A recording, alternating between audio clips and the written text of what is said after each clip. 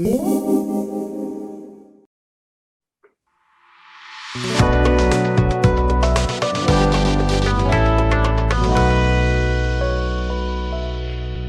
everyone. I am Celia Sanker, Executive Director of the Diversity Canada Foundation, the organization that brings you the online platform goldenvoices.com. And this is the first in our Fireside chats under the Golden Years project. I'm delighted that our first guests are two officials from the city of Elliot Lake, where Diversity Canada and goldenvoices.com are located. They are Chief Administrative Officer Dan Gagnon and Community Development Officer Amanda Roy. Now, Elliot Lake prides itself on being a retirement community, an age-friendly community. So we'll take a look at what that means and how the global COVID-19 pandemic has affected seniors in the community. We'll look at how the city has responded to the restrictions that the pandemic has brought and what seniors can expect in terms of city services as we emerge from the pandemic. We also have with us some members of our Elliot Lake seniors community joining us as the audience. Over the past week, Diversity Canada staff have been in discussions with seniors individually and as well in small groups. And the questions, Dan and Amanda, that we'll be discussing today came out of those prior interactions and exchanges with seniors. So Dan and Amanda, thank you so much for joining us, taking some time out of your busy schedules to be with us. I'll start with you, Dan. The Fireside chat is going to be posted online and it's going to be available to everyone, anyone, anywhere. So for the benefit of those who may not be familiar with Elliot Lake, or who may be in the early stages of considering Elliot Lake as their place of retirement, give us a quick overview of the city and why it has some significance with respect to seniors in Ontario and Canada as a whole. Sure. If you don't know the history of Elliot Lake, it was designed and built in the 50s and 60s as a uranium mining town. It was a huge community of young miners for decades, and all the mines closed in the 90s, and the community was lost over 4,000 direct jobs and another 4,000 indirect jobs. So they struggled with how to reinvent themselves, what to do with all the surplus housing that was being vacated by miners, and the concept of retirement living was born in those early 90s. And the nonprofit corporation of retirement living owns the majority of the rental housing stock, and they spend a lot of money every year, $750,000 marketing the community and attracting retirees to come to fill those homes and to enjoy the outdoors and the amenities that we have in the community. So that's been the lifeblood of the economy. And we're all acutely aware of that, retirement focus from staff, frontline staff, up to me as the chief administrative officer and council. So we're continually aware of the fact that we have this retirement community, an older demographic, and we do the best we can with our resources to try to meet that demand and try to be as flexible as we can with all of our age groups. Not only retirees, but we do need the younger families as well. But we're stuck with that sort of pressure, but we don't view it as a bad thing. It's a nice problem to have that we have still 10, 11,000 people in the community, and we've got the community to improve, and that demographic that we try to address as best we can. What kind of percentage of the population falls into the category of seniors? Well, it's rather large, probably the oldest community per capita in Ontario. Last time I looked, I think we were the second or third oldest in Canada per capita. The full 50% of the community is retired and not in the workforce. And maybe Amanda can jump in if need be. Certainly a third of 65, something like that. So we have a very large, more than your average community demographic, and the median age is vastly older than the Ontario average. And we have that retirement community that's not in the workforce, but that's very busy in the volunteer sector and in the quality of life sector. So we rely heavily on that volunteer base as well for all of our special events and all kinds of programs that we deliver as well. Thank you very much for that, Dan. That is quite different to many cities across Canada where it's a young and active population. So the majority of the people in Elliot Lake are seniors. And when the pandemic hit, if we go back to March 2020, seniors were tragically the most vulnerable. Most of the fatalities were among seniors in long-term settings. Take us back, Amanda, to those very early days when the pandemic hit and such a large part of our community was seen as the most vulnerable and at risk. And how did the city respond to this? So the city responded very quickly. Within weeks of the pandemic hitting and everything shutting down, 2 programs were established. So we have the Age Friendly Deliveries program, which is still running to this day.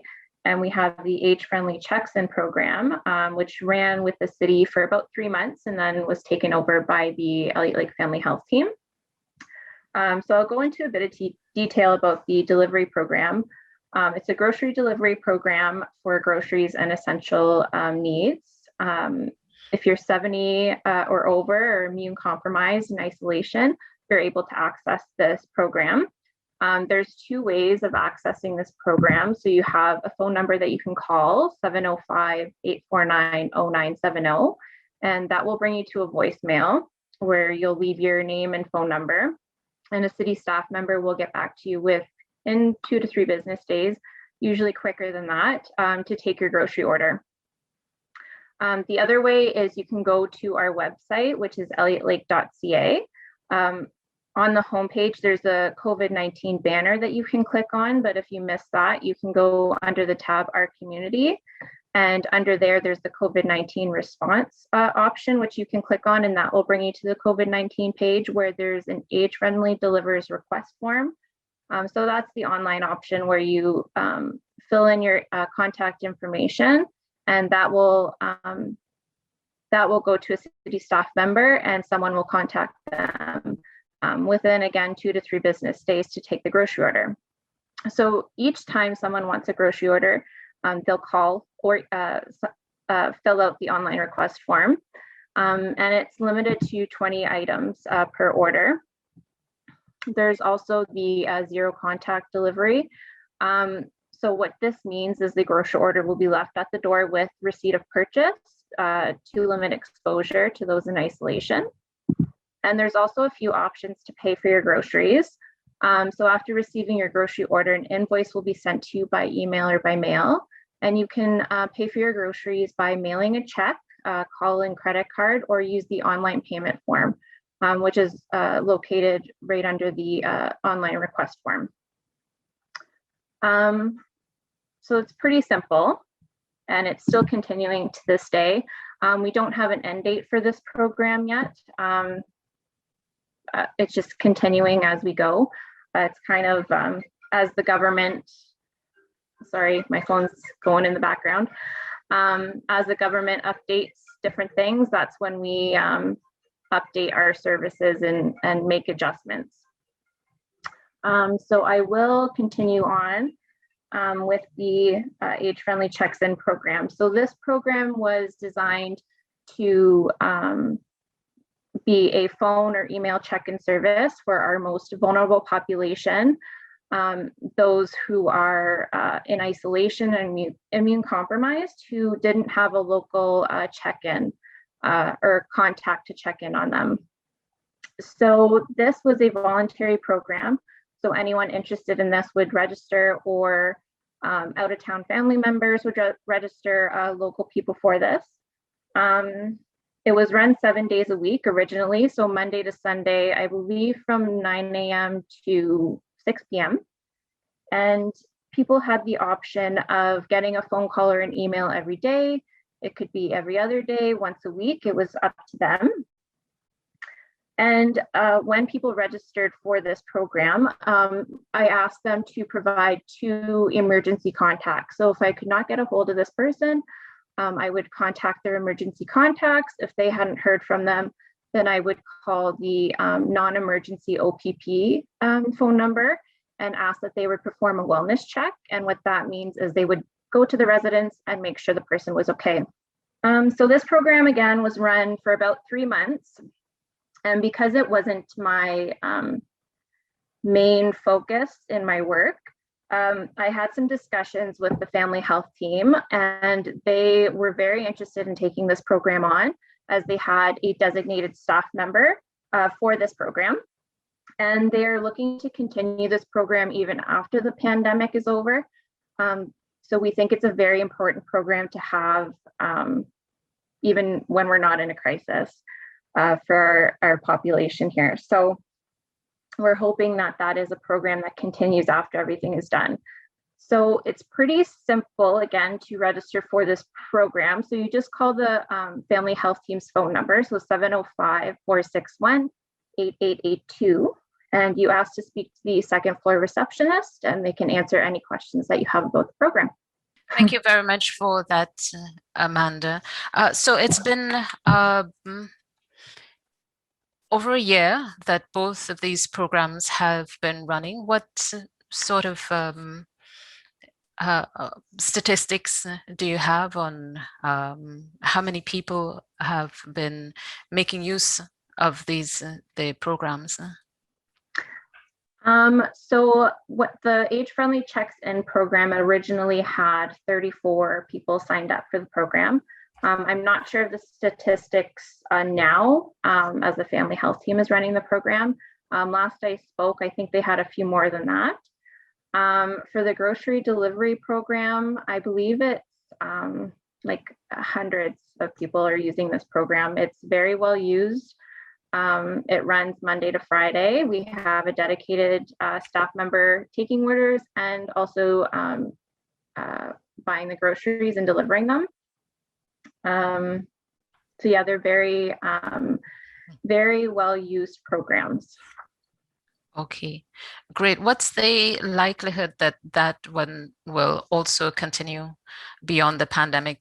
We've seen, as you said, the service providers in the community have seen the need for the check-in, and that's something that the pandemic has caused to come into being and will likely continue after. Age-Friendly Delivers, what's the likelihood of that one as well continuing? I'm not sure if the CAO wants to speak to this. Like I said, it's kind of as the government makes announcements, we adjust our programs and services as we go. But the likelihood of it continuing, I'm not sure. So. Well, we're talking about that right now as the vaccine rollouts improves. Like I don't imagine the municipality is going to be purchasing groceries, forever for our retirement community. So, but we wanted, the whole point of establishing the process was to make sure that our community was safe from COVID. So we're not quite there yet, but we're trying to, we do have plans to wind it down at an appropriate time as everything settles with the pandemic. So we're not entirely sure when that end date will be, but we'll provide plenty of notice either way. And we're hoping that the private sector or other sectors will come similar to the age-friendly check-ins that got picked up by the family health team. We're hoping that the private sector will continue this type of service. And we have seen evidence of that out there already. So we're going to hope to wind it down and phase it out to other providers in sometime in the future. But we don't want to go too quickly. We want to make sure that it make sure that our retirees are safe with that service as we hand it off. So time will tell, I guess.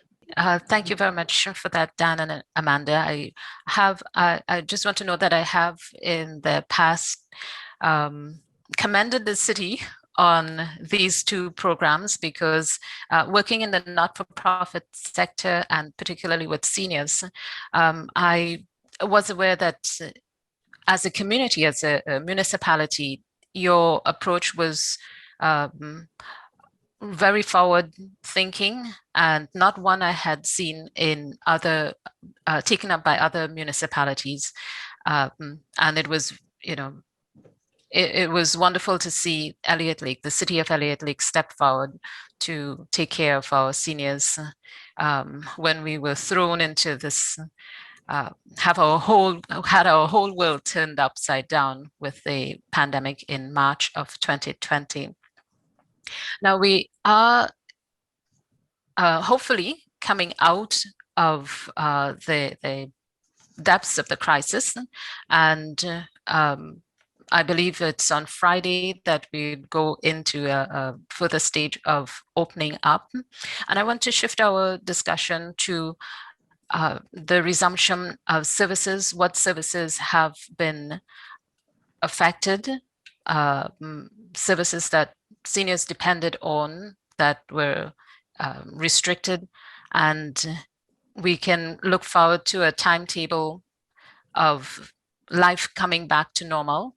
I guess this would be for you, Dan, in terms of what's going to be open and available. I imagine that it is first going to be the outdoor facilities that will be available to our seniors to enjoy once again. Tell us about what we can expect to be able to enjoy now that the weather is turning fine, and I believe it's something like 70% of Ontarians have been vaccinated, at least with their first shot.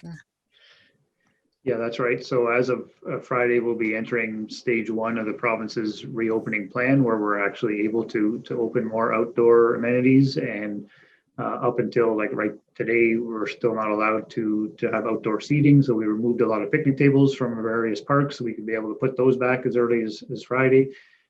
More specifically, our very popular fishing pier and boardwalk has been closed because we weren't able to properly limit it to the 5 people outdoors.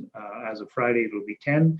So we'll be able to remove the barricades to those very popular, the boardwalk and the fishing pier. Even 10 people, but for fishing, people tend to not want to be too crowded anyway, because you need to, you don't want to hook in the face. So, the pier and the boardwalk will be very popular, I have no doubt, starting on Friday. So that's important. So we'll start with the outdoors. Mississauga Park is open for camping as of this weekend as well. Provincial Park north of town. Up until now, it's only been day use only, and you weren't allowed to stay overnight. So that's opening up. Going further, we'll keep following the provincial's path, but there's 2 items that have been closed because of COVID that will be able to reopen eventually, probably later summer, early fall, is the indoor the pool, the aquafit classes, and those various stages we had open with limited population. And now, as we move to those future phases, we'll be able to reopen the pool for indoor recreation. And the vaccine clinic has kind of taken over the Collins Hall, our large recreation sort of gym style, which up until the vaccine clinics, we were able to have a walking program in there for seniors to be able to just get their cardio in and walk around the gym space. We'll be able to reopen that once the vaccine clinics, are not necessary anymore. So we're hoping that that'll be this fall sometime.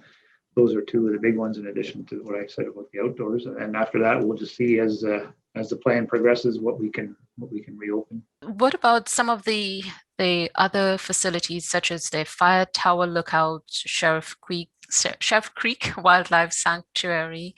Are we seniors allowed to go there for some fun and relaxation? Yes, the Sheriff Creek Sanctuary is open as we speak now. It was permitted to be open. I'm not sure if they cordoned off any of the sort of viewing platform structures, but basically it's an outdoor trail, and that was open for some time now. Fire Tower Lookout has been reopened as well. We are looking to renovate the heritage, the Rangers cabin up there and do some work, but that's not really COVID related, but the Fire Tower Lookout is open as well. As I said, we'll probably be able to, relax on the picnic tables and start putting picnic tables back in our various parks. So if they want to sit down and have a picnic or whatnot, they'll have a place to do it. Because up until now, we removed the picnic tables to prevent gathering, but now we can resume the outdoor gatherings within reason. So the picnic tables will make a reappearance. I want to take a look now at the beaches of Elliot Lake, because we are in a very beautiful part of Ontario where we're privileged to have two fabulous beaches.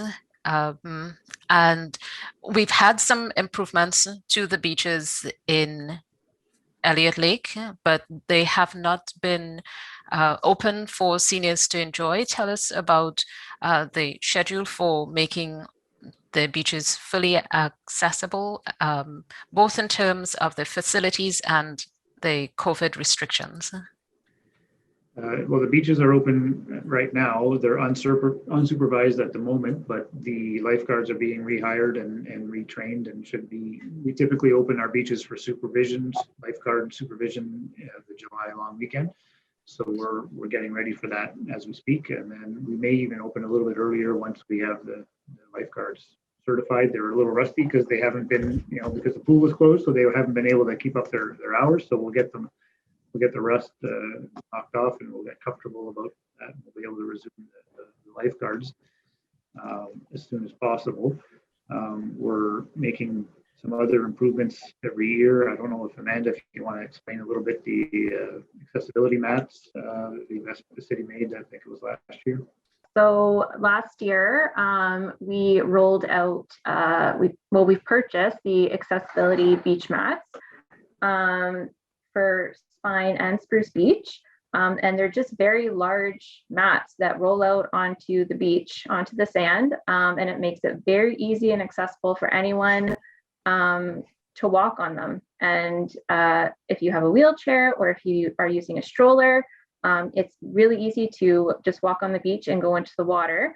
Someone in a wheelchair may have difficulty going into the water. So we also have 2 water wheelchairs available at each beach. For those who are unable to take their wheelchair in the water, they can hop into these with assistance to these water wheelchairs. So I'm not sure when those will be rolled out. Unfortunately, last summer we did have a portion of the beach mats stolen. So that has been ordered. And I'm thinking maybe once the lifeguards start, those mats will be rolled out for the community to enjoy. That's part of the blue flag designation that the city has achieved.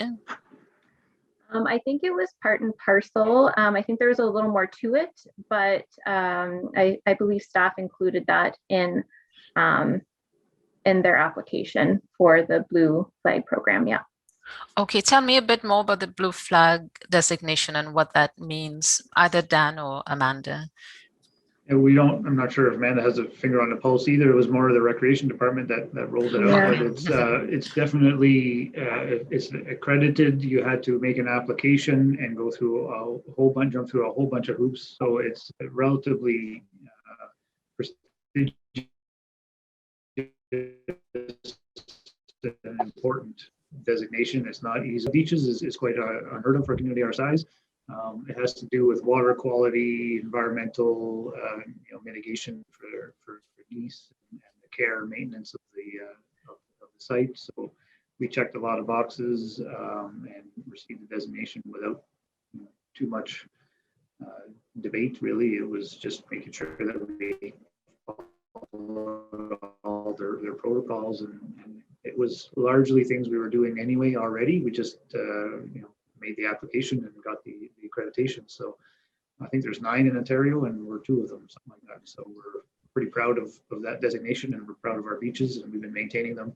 City councils for decades have been maintaining that, through all the cost-cutting measures of various, iterations of councils, and they've never wavered on having 2 supervised beaches and maintaining them pretty well to the point of being able to have the certifications. Now with the the accessibility mats that makes it even more attractive for seniors to enjoy Elliot Lake. Literally Elliot Lake, because the two beaches there are on Elliot Lake, the lake itself that gives the community its name. Okay, let's move on to indoor facilities. Being available again, the library, curling club, ice rink, well, the curling club and ice totally out of the pandemic, and that's going to be available. The library has always been very popular with seniors. What can you tell us about those services being available once again? Sure. They've been on curbside, providing curbside delivery or curbside service for several weeks or months now, but there is a plan as soon, again, as the rollout of reopening takes hold, we'll be able, the next phase was opening for limited access, limited time, but indoor access at least to the library. So the library board is working on a plan for limiting access and time, but at least having indoor access to the services. And then as we continue to move on through the phases, we'll eventually get to the full, unencumbered indoor library services as soon as the province allows us to open. And yes, it's been very popular. Even the curbside has been very popular as well. And we're doing our best efforts to advertise the concept. So it's going well on the library front.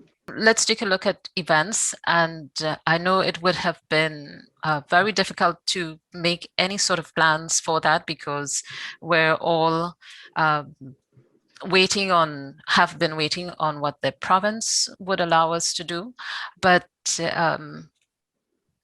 any sort of idea of events that we can expect coming up in the summer, we usually have the Uranium Heritage Days and Canada Day. And I know usually there would be early planning for Arts on the Trail in September.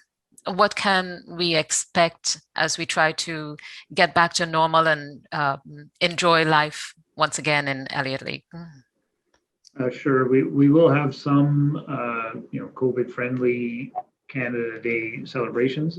We're looking into what that means. We're still probably come July limited to 10 or maybe 25 outdoors, so it's going to be pretty limited. But last year we had a very popular Decorate Your Home for Canada Day. So in lieu of a parade, it was you would drive around town and vote on people's efforts to decorate their homes. So that was well viewed.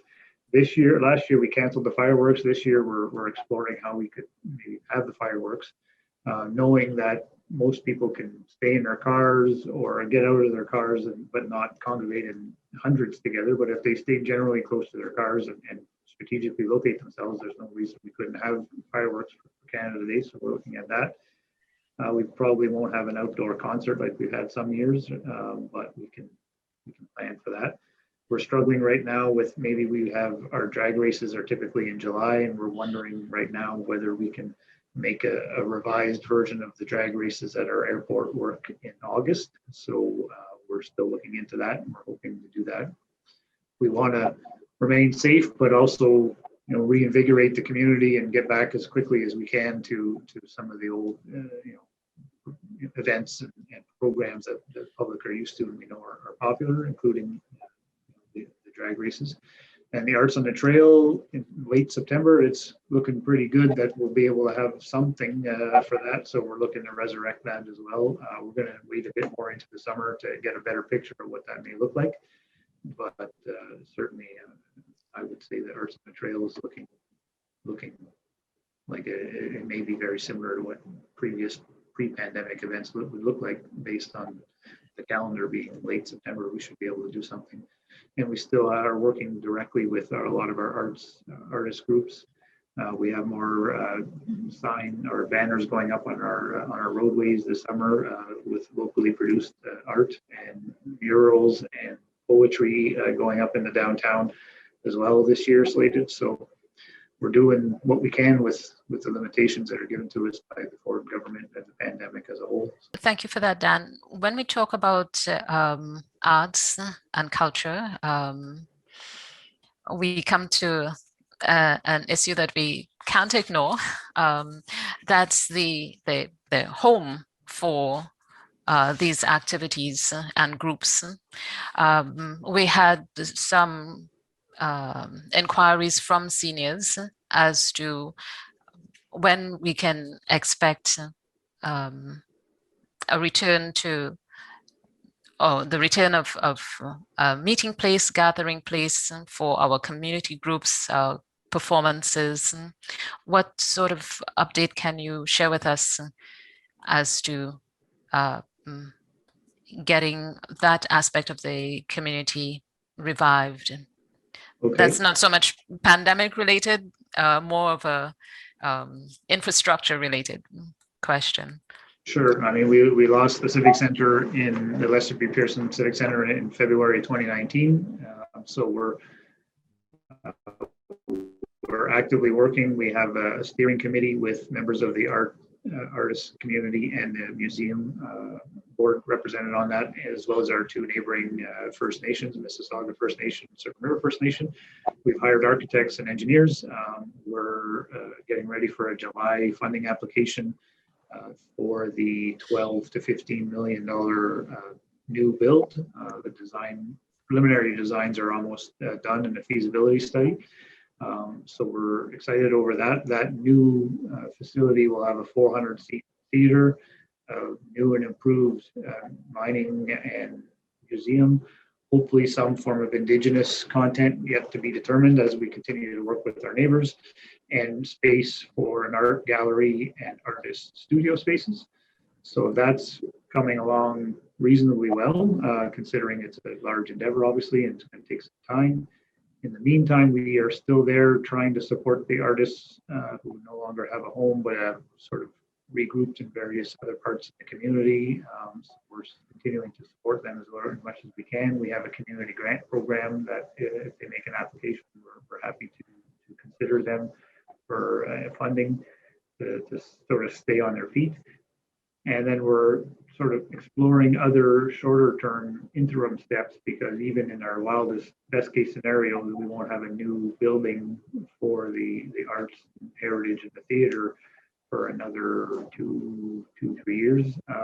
So we need at least another year of design work, and then probably a 1.5 construction season type of thing.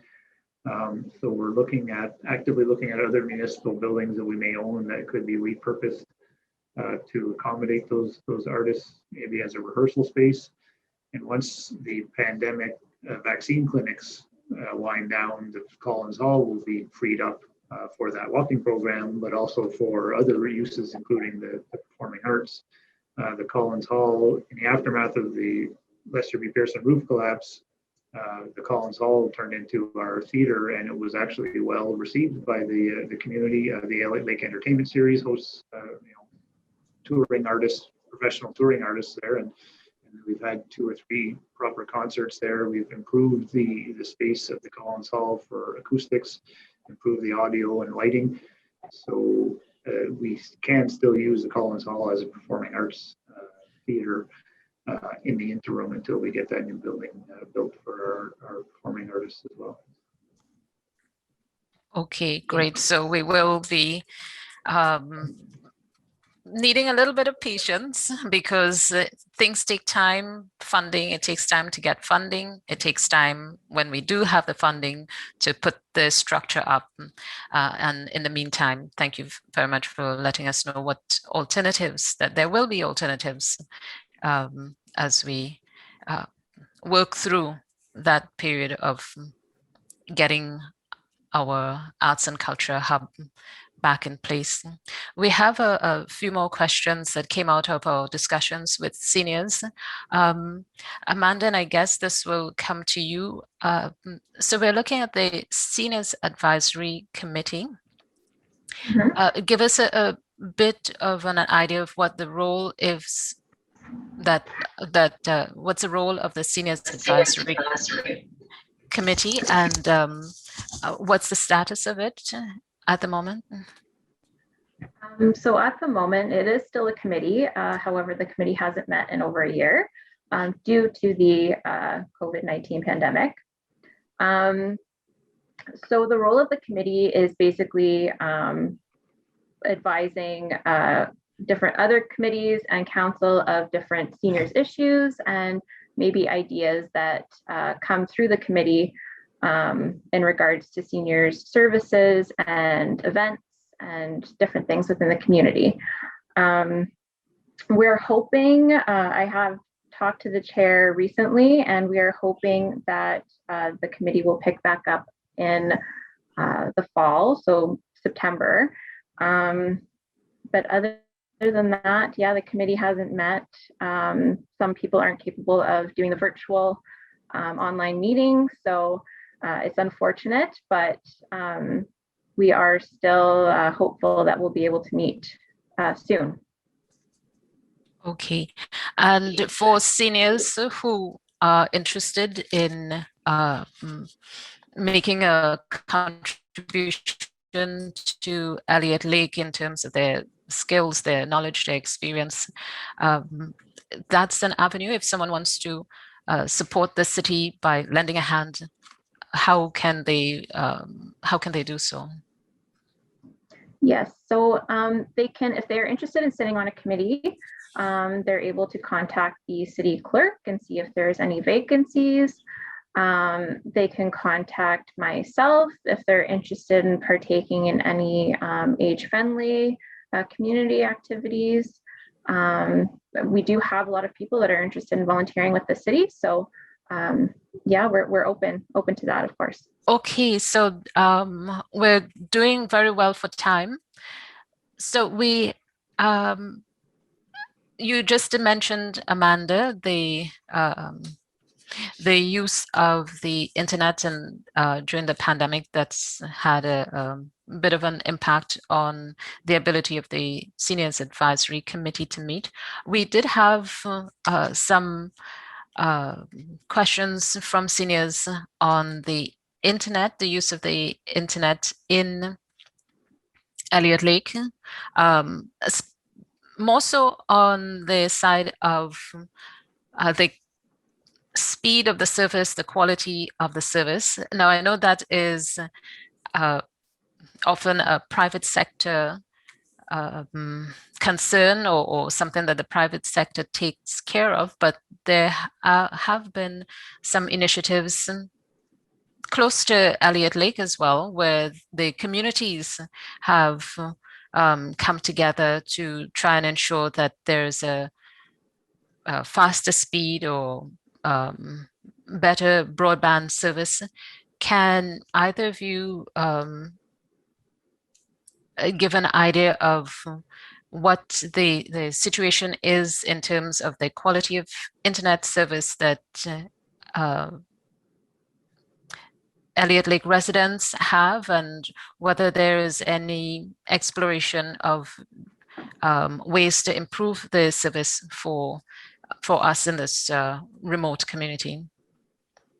Well, there is a movement afoot for a regional community-owned broadband network that would bring in fiber optic infrastructure from basically Narren Center to Echo Bay, including Elliot Lake. We are participating in that regional group. There was a funding application made to the federal government, I think it was, or a cost sharing. So it's a rather large endeavor. It's massive. If it goes ahead, it would improve and it would bring fiber optic to every home in Elliot Lake. There would be a cost to connect, and we haven't sorted out all the details yet, but it's intriguing, and we are actively participating. And I think there are a couple of members of the board that live in Elliot Lake who are part of the founding board of that nonprofit that's seeking those funds. If you're a senior living in our cottage areas north of town, we already own cell towers there that provide Wi-Fi. There is an effort. We did a funding application to try to improve those speeds out there, because that's a already municipally owned infrastructure where we have a private-public partnership providing service to those areas. I'm also told that the Starlink, the satellite Wi-Fi thing there with Elon Musk's company is actually working in Elliot Lake, and people can connect to that. I'm not making a plug for it. I don't know what it costs or what's involved, but it's certainly that. And I'm also told that Eastlink is making some form of investment, and that we can expect better speeds from Eastlink locally. So that's about it. As you did say, it's largely a private sector matter, but there are times based on that regional effort and our own cottage areas that we have some say in the industry, and we have our public Wi-Fi hotspots all over town in most of our parks and some of our facilities where, if you want to get some free Wi-Fi while you're out, walking or taking part of our parks, that's a free service as well that's offered. Okay, great. Thank you for that. Fiber optic to every home in Elliot Lake. That sounds pretty good. So Celia, just to chime in, we do have a question from Mr. Shields for Dan. He would like to know, how much longer will the city transit buses be free to ride? That's a good question. I don't know for sure, but it would likely be sometime in the fall. I'm guessing, speculating here, that it'll be once everyone is fully vaccinated, or most people are fully vaccinated, and the risk of dealing with cash, or a card or whatnot. The original rationale for the free transit was to limit, the contact with the driver and the money and all that, and also to limit the need to come into City Hall to buy a monthly pass or tickets and all that sort. So as the pandemic slows down, probably the desire to move back to some form of paid transit will increase, but that'll be something for council to debate probably later this summer or fall, as we settle back in and see where that takes us. Okay, thank you for the question, Christopher, for sharing that. That is actually one of the questions on my list. So we're down to one final question, and that's in terms of communicating city initiatives. Sometimes seniors have said something happened and they missed it completely. The city had some wonderful event or program and they missed out. And there was an inquiry about different channels and modes of reaching seniors and getting the word out. What can you tell me about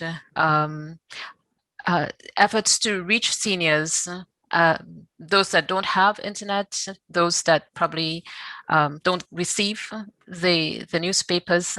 What forms of communication going forward will we be seeing in terms of getting the city's message out to particularly the seniors? Sure, that's a great question. So we've very recently made some pretty decent improvements on that front. Rather than taking out a full page ad in the Elliot Lake Standard, which the city had been doing for years, we've limited that extremely and pivoted to a door-to-door mail out flyer. So now we're looking at a monthly handout that gets delivered to every residential unit in Elliot Lake. So that covers everyone from seniors to younger people.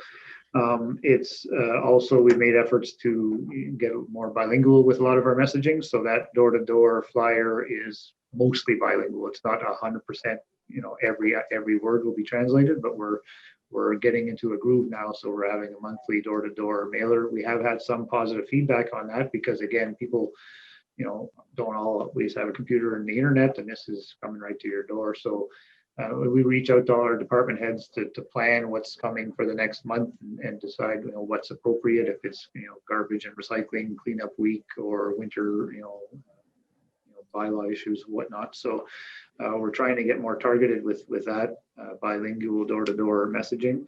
For those who do have computers, we relaunched a Facebook page after years off of social media. So we have a Facebook page now for those seniors who are, Facebook friendly.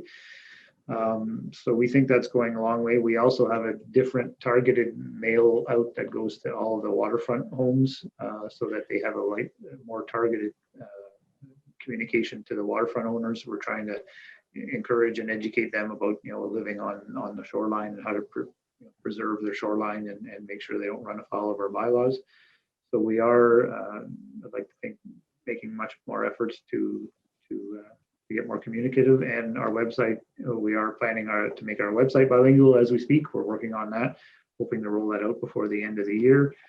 And then also when the pandemic hit, we were able to, it accelerated our efforts to get our website a little more dynamic. And we, Ms. Roy mentioned that earlier, we're able to take payments online on our website. We're also able to issue tax receipts for donations to the food bank or Maplegate, other places like that. So our website is a little more dynamic than it used to be as well.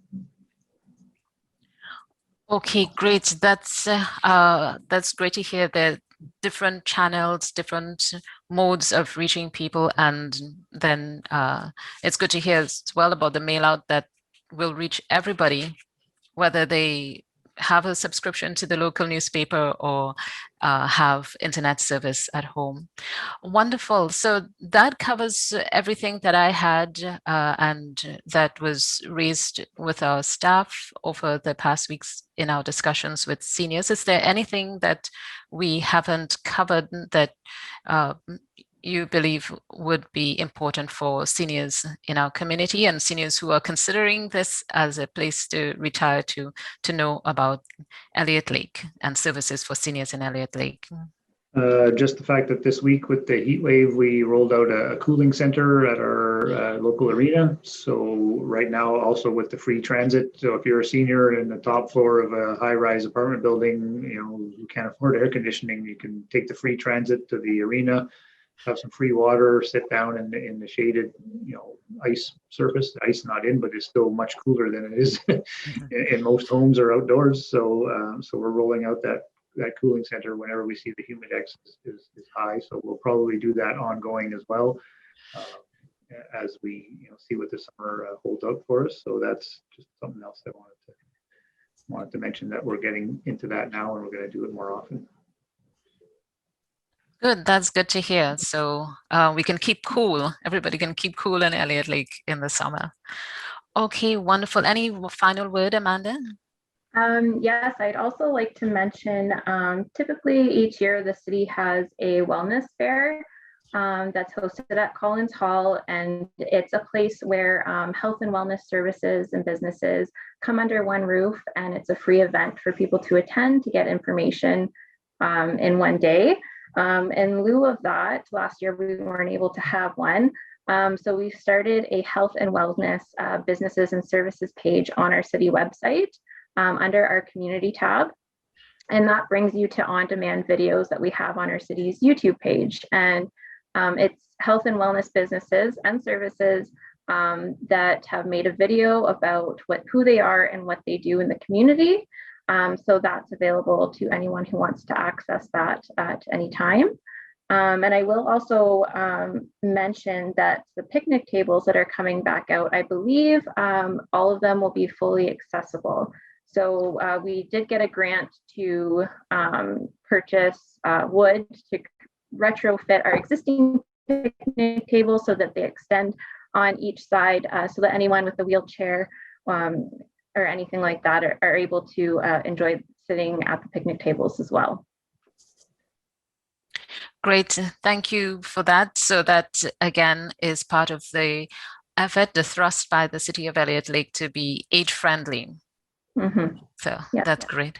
So thank you. I would say as we close off, thank you so much once again, Dan Gagnon, the CAO of the City of Elliot Lake, and Amanda Roy, the Community Development Officer. We've been speaking about services for seniors in this retirement community in the beautiful forests in Northern Ontario.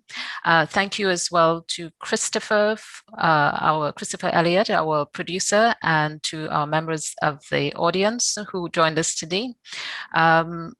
I appreciate all the time of everyone who joined us today. And as we close off, I wish everyone a wonderful rest of the day. Thank you. Thanks, Celia. Thank you. Thank you.